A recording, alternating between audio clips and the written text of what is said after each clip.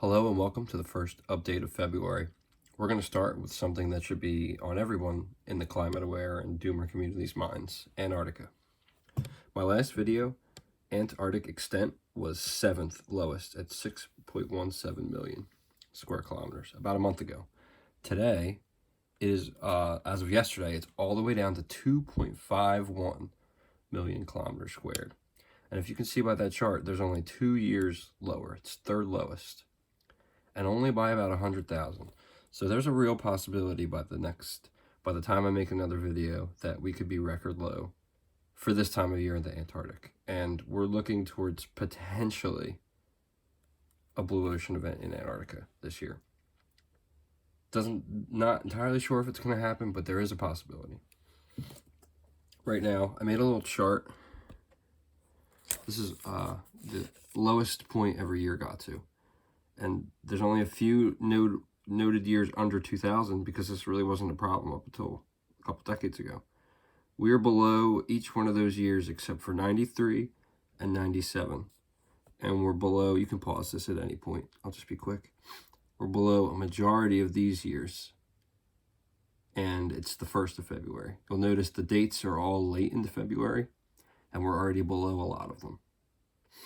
I believe those check marks are from a past video, so all the non-check marks were below, and some of the check marks. I think it's like 2006, 2011, 17, 18, 19, 22, and 23.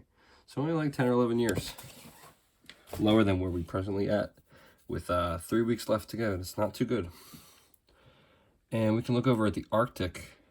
Last video, it was 16th, tied for 16th lowest at 12.64 million kilometers squared. Today, as of yesterday, it's 13.55. But if you look, I'll go through some of the years, you'll see every year that I'm blocking out is above us and not in the lowest conversation. 2005, we just got under that. So 6, we're not under. 7, 8, 9, we are. 10, we are. 11, we just crossed under. 2012, the dreaded year, we're approaching. 13, we're under. 14. 15, I believe we just crossed under as well. 16 is under us. 18's under us. 19. 2020, we're below. 21, we are tied for 9th place. So we will likely go under 21 tonight. And 22, we're below. So yeah, as you can see from this, and this is JAXA, by the way, I'll always put the links in the video. Feel free to check my last couple of videos if you want to compare some of these things. I usually take notes on the last one to look for this one.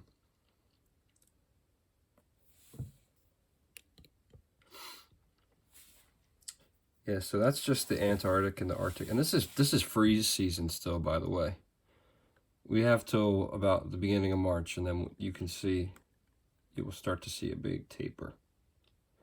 And what's interesting is, although we're 9th in thickness, you'll notice, see that right there? There are these patches. This is the Danish Meteorological Institute's thickness satellite. See these patches where there's, and my friend Mark on social media and I talked about this.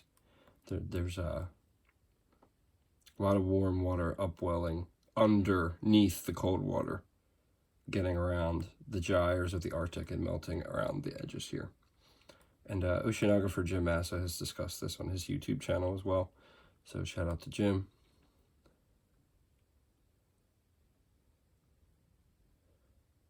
Okay, so I had an order for how things were going to go, and I've gotten through some of it, and now I'm going to skip around a little bit. So speaking of the ice, I wanted to talk about, we can stay with the ice really quick. So this is what I call the global HYCOM. It's just the anagram used. I'm not sure what the actual name is, but it's the Navy satellite. Here you have ice concentration, 30 days and for 12 months. They have a little animation of every image. And there's an archive here. So every year they have every single day you can click and check concentration, all these different graphs. I gravitate towards the 30-day thickness graph and the 12-month graph, and then I click on the snapshots to compare our thickness this year with past years. So for example, let's look at 2022 in February. So 2022, February 9th. And you can see there's a lot of this 2-meter thick ice, and there's some 4-meter thick ice right here that's visible. I'll zoom in for you too. You'll notice there. Now, take a decent look at this picture. Pause if you have to. We're going to compare 2022 with 2023. You'll notice that there's still this kind of thick barrier right here, but significantly less. There might be more edge peripheral thin ice, but there's less thick ice. That thin ice melts fast. It's not really as important as this main bulk. Now, get those two images in your mind. Pause if you want. Okay, we got this big bulk here. We got a bulk here. Now, look at this year. Do you notice anything different? I notice a couple differences. Firstly, there's a huge patch where it's less than 2 meters thick. It's closing in on 1 meter thick in the middle of winter in complete darkness. So that tells me a lot of warm water's coming up under here and melting the ice from below. We still have this peripheral edge ice, but as I've said before, it's so thin it'll vanish very quickly come spring and summer. And look at this, Hudson Bay, there's like no thick ice around here. Baffin Bay. It's bad news, folks. For anyone, I appreciate anybody who's gotten this far into the video, because not everybody checks all these, and there's a lot of the meat is towards the middle and the end. So if you look, just compare this. You see this kind of broken, that broken level of thick ice kind of rejoins in 23, and then go to this year, it's completely gone. I'll zoom in even farther so we can check. There's no thick ice here. So yeah, fun stuff. Looking at Earth Null School, my friend Sam, not Karana, the other Sam, showed me the jet stream and how these omega block patterns are wreaking havoc right now. There's one here, it kind of looks like a thumbprint. There's another one here, kind of looks like an inverse of that. And a lot of this has to do with the lack of sea ice.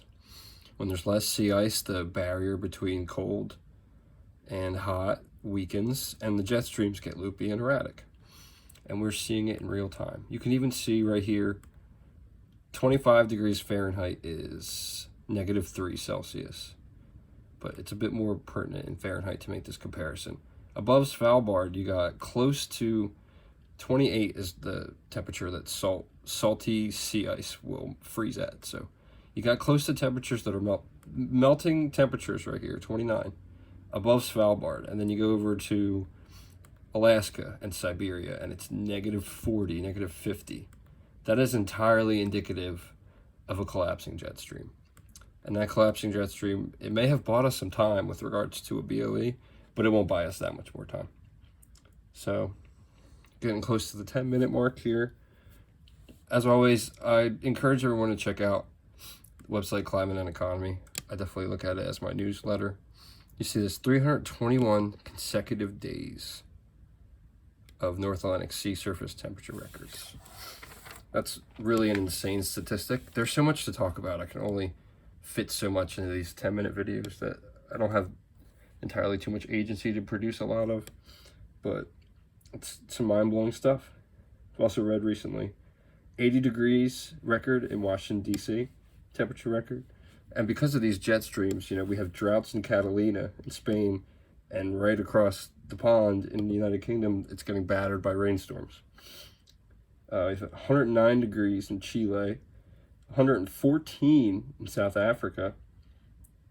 I saw close to Perth, there were some 110 plus temperatures. 19 degrees Celsius in Scotland and Norway. That's about 66 Fahrenheit. Apologies for not doing all the conversions in this video. I just encourage those metric users to type them into Google really quick. Takes like 2 seconds. The the temperature in Sicily in August of last year was officially just confirmed as the hottest temperature of Europe, 119.8 degrees. So I just wanted to briefly look at the GIF here for the 30-day thickness. So you'll see formation here, but this is going into mid-February. Like, it should be way thicker. This should not be ice-free like this. It's kind of just staying, and it's actually pulling away here, which indicates more warm water pulling up here, and different pockets of jets trapping warm air and pushing it up north. So thank you everybody for checking this video out. Please like it if you found it interesting. Share with some people. I know social media has been it's really been hard recently to share stuff. You have to like add a preamble now to videos. So just type like Arctic news or something if you do share this. I'm going to share it to like 10 groups. Haven't gotten super huge reach out of it, but it's not really why I'm doing this. And lastly, the about section is here. If you ever felt like compelled, throw me $5. I do have one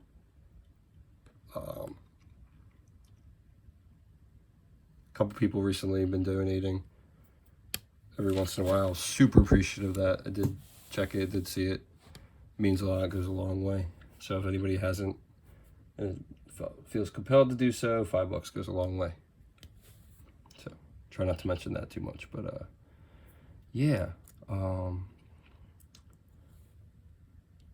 It's warm here too. It's 40 something degrees. Well, it doesn't sound that warm, but it's been in the 40s overnight when it's supposed to be in the 20s or 30s, and we're getting up to the 50s and 60s certain days. So yeah, I think that's a good point to wrap it up.